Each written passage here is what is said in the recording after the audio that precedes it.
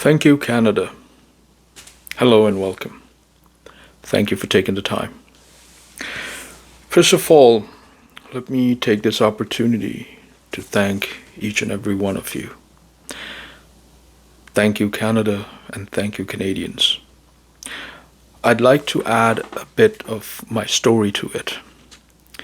Being a recent immigrant, I immigrated to Canada when Stephen Harper was the Prime Minister. This was somewhere back in 2009, 2010. Being a new immigrant, I noticed that back then immigration had certain standards. I wasn't hurting, bending, and twisting the Canadian system along with the Canadians. Now, people move to Canada to experience a life that is better, safer, a society that is friendlier, and where people care about you, and a system that cares about you. Where you don't have to live in a suppressed society laden with crime and corrupt rule. Now, some of you may argue that Canada is no different, but if it were so, then there wouldn't be any immigrants coming to Canada. So all of those people, including myself, who came here, they recognized the better odds. So the Canadians were welcoming, they were loving and caring towards immigrants. The system would absorb them and adjust them. Life was good and affordable back then. But then I saw that flip upside down. Of course, Justin Trudeau became the Prime Minister. There were promises, there were a lot of people who were hoping and praying that their life standards would improve, if not deteriorate. Now, this didn't happen. Lifestyles of Canadians, and instead of improving this lifestyle and reinforcing the system, it was overburdened, twisted, and mangled through immigration. Now, a lot of my fellow Canadians would say that it's not only immigration that's responsible. And to some extent I agree, but the major problem, if you ask me, in my opinion, you may differ from it, but I think immigration needs a serious overhaul.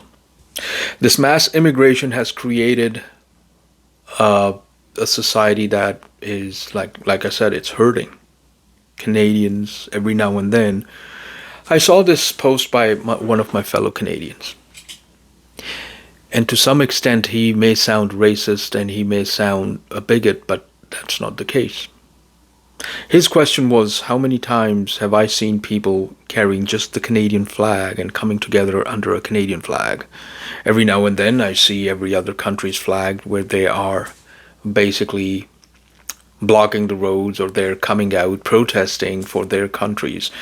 And his point was that if that was the case, why did you leave it? For some people, I do understand that they had to leave, like the refugees or people who were looking for a better life, a better chance. Of course, you have your democratic right to protest and pledge your allegiance with your home country. That's how Ukraine is. That's how other countries are. But his major point was that among all this hurt, let us first come together as one under the Canadian flag. Now, none of this is bad only if done right and not abused. I wonder if Justin Trudeau and his gang ever thought or still think about how much Canadians are hurting as a result of all these policies. And yes, another question, do you know how much of the government resources it takes to settle an immigrant? They don't start paying taxes right away.